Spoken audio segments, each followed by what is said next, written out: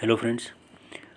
आज मैं आपको बताता हूँ duties of landlords under Maharashtra rent control act 1999। इसमें भी एक क्वेश्चन आ सकता है आपको, ब्रॉड क्वेश्चन। तो इस 15 मार्क्स के लिए आप कुछ आंसर लिख सकते हो। ये बहुत ही बढ़िया क्वेश्चन है और बहुत ही इजी क्वेश्चन मैं तो मानूंगा। अगर आपको इसके कंटेंट्स पता हो तो आराम से आप एक क्वेश्चन लिख सकते हो। चलो तो फिर शुरू करते हैं। Duties of landlord under Maharashtra rent control act 1999। ठीक है, तो पहले तो आपको इंट्रोडक्शन में ये लिखना है कि the duties of landlord and the tenant are described as per the Maharashtra rent control act 1999। इसमें लिखा ही है। तो महाराष्ट्र रेंट कंट्रोल एक्ट 1999 के पहले जो एक्ट था वो बहुत इंपॉर्टेंट है। इसमें दिया है Bombay rents hotel and lodging house rent control act 1947। Bombay rents hotel and lodging house rent control act 1947। इसमें ये आप में इंट्रोडक्शन हो गया।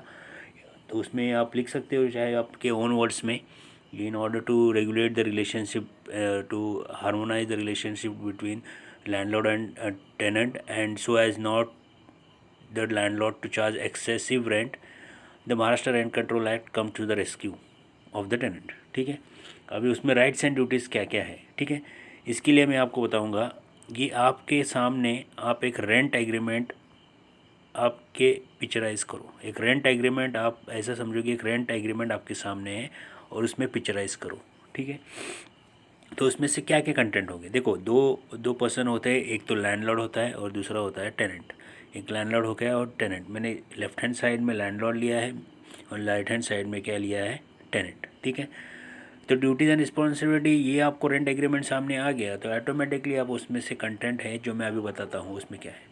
फर्स्ट इंस्टॉल रेंट एग्रीमेंट होता है। तो रेंट एग्रीमेंट किसके बीच होता है, लैंडलॉर्ड और टेनेंट के बीच। ठीक है, कोई रेंट एग्रीमेंट करता नहीं है। तो first and the foremost duty and responsibility किसकी है, लैंडलॉर्ड की, कि he should have a rent agreement registered. तो इसमें दिया है registration of rent agreement. Landlord and tenant must register the rent agreement. It should be in writing. It is the duty of the responsibility of the landlord. It is to be done. A penalty is levied on the same. ठीक है, उसके लिए penalty क्या है, अगर rent agreement नहीं किया होगा तो लैंडलॉर्ड को पेनल्टी क्या है, 3 months इम्प्रिजनमेंट और 5,000 रुपीज़। 3 months इम्प्रिजनमेंट और 5,000 रुपीज़। ठीक है, अब रेंट एग्रीमेंट तो हो गया। तो उसके बाद क्या होगा, रेंट फिक्स होगा। रेंट फिक्स होगा तो second duty is to fix the rent. ठीक है, तो इसमें फर्स्ट पॉइंट दिया है रेंट। ना how should the rent be fixed. देखो, लैंडलॉर्ड को पावर है कि वो 4% पर एनम बढ़ा सकता है। He can increase the rent 4% per annum. ठीक है, 3 इंपॉर्टेंट चीज़ें हैं, 4%, 15%, 25। 4% एनुअल रेंट इंक्रीज कर सका है। 15% इन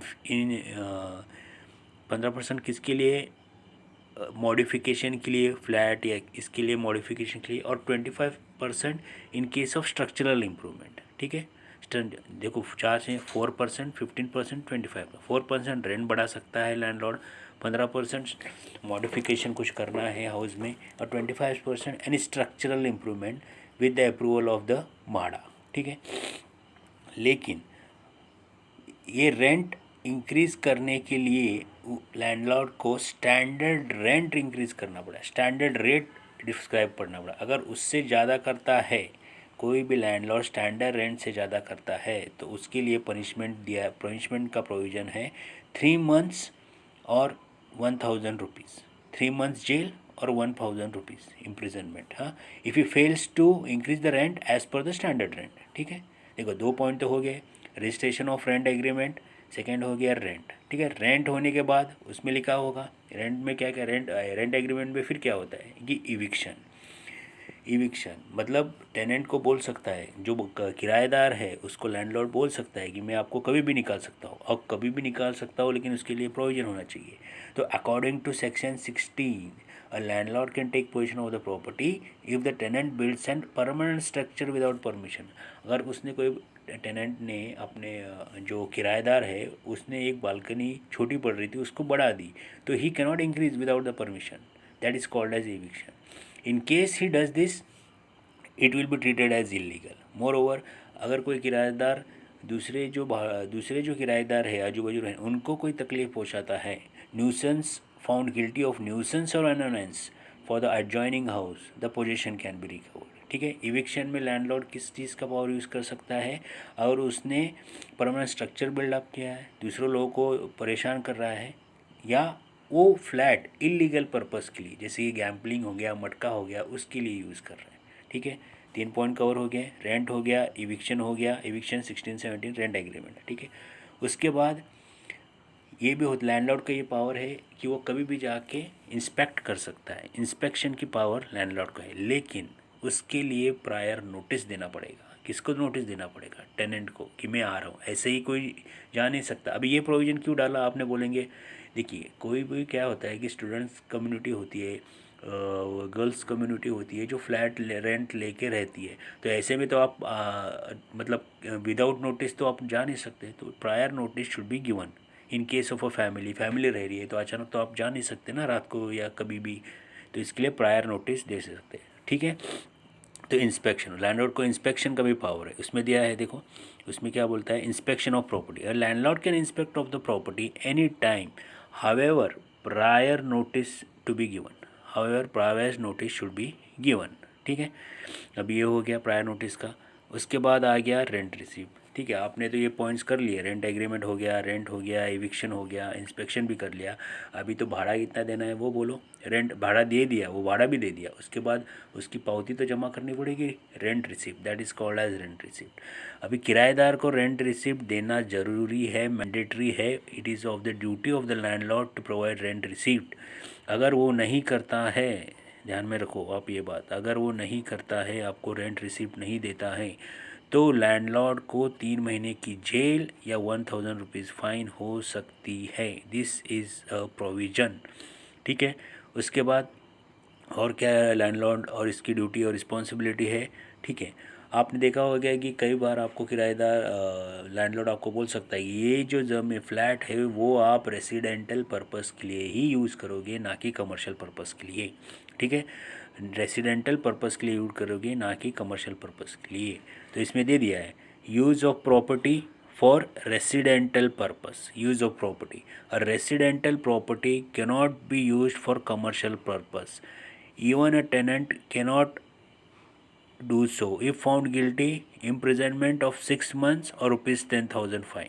ठीक है, देखो कितना फाइन हो गया, कमर्शियल प्रॉपर्टीज़ की 6 मंथ्स इम्प्रिजनमेंट और ₹10,000 फाइन। नेक्स्ट आता है point number 6, essential services, supply of essential services. Landlord की ड्यूटी है कि एसेंशियल सर्विसेज जो फ्लैट सिस्टम में होते हैं जैसे कि पानी, लाइट, इलेक्ट्रिसिटी, वो कट नहीं करना चाहिए। ठीक है, अगर कट किया then it will be a violation of section 29 of the Maharashtra rent control act. अगर लैंडलॉर्ड ने आपके एसेंशियल सर्विसेज कट किए तो it will be a violation of section 29 and he will be imprisonment for 3 months और 10,000 rupees fine, 1000 rupees fine और both. ठीक है, ध्यान में आया, एसेंशियल सर्विस कट नहीं कर सकता। उसके बाद service of apartment, service of apartment में आता है लिफ्ट है, बाकी चीज़ें जो है वो, उसमें क्या होता है, रिस्पॉन्सिबिलिटी ऑफ द लैंडलॉर्ड है, responsibility of the landlord to keep the premises and decides as per landlord, 15 days notice to be served by the tenant, service of the apartment. ठीक है, और लास्ट में है पगड़ी सिस्टम। पगड़ी system जो है वो एक प्रकार का फाइन है। ये pagdi is a fine paid to the landlord in case of redevelopment. Also assurance is provided to the system there will a rent of nominal despite inflation. ठीक है, लास्ट पॉइंट आता है एम्प्लॉयर एम्प्लॉई। ऐसे कि जो bank employees आपने देखा है उसको bank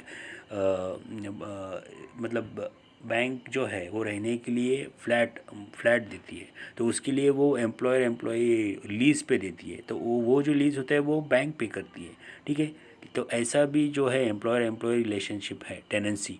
there says that employer can give a premises on rent to employer should be given in writing. ठीक है, देखिए दोस्तों, मैंने आपको एक इन शॉर्ट में बताने की कोशिश की है। अगर ये क्वेश्चन जो आता है explain the duties of landlord under Maharashtra rent control act 1999, तो उसमें क्या क्या लिखना है मैंने आपको बता दिया है।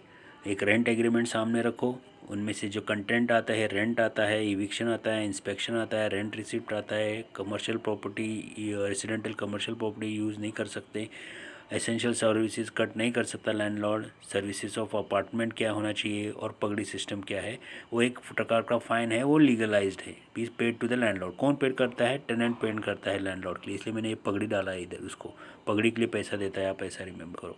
और employer employee relation in case of bank employees होता है, ठीक है। आप एक बार इसको लिसन करने के बाद आप नोट्स पढ़ो तो आपको ध्यान में समझ में आएगा। Thank you friends.